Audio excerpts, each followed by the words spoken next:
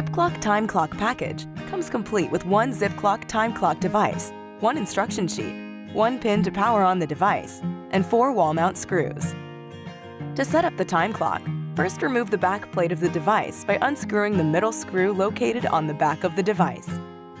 Then, secure the time clock on a wall or the location of your choice. After securing your device, plug in the power cord and use the pin to power it on. Be sure to keep the pin pressed on the power button until the screen lights up, then release. After the time clock powers on, connect it to your internet network using an Ethernet cord or Wi-Fi. Then activate your device by signing into your HubWorks account and submitting the activation code in the Time Clock Devices section.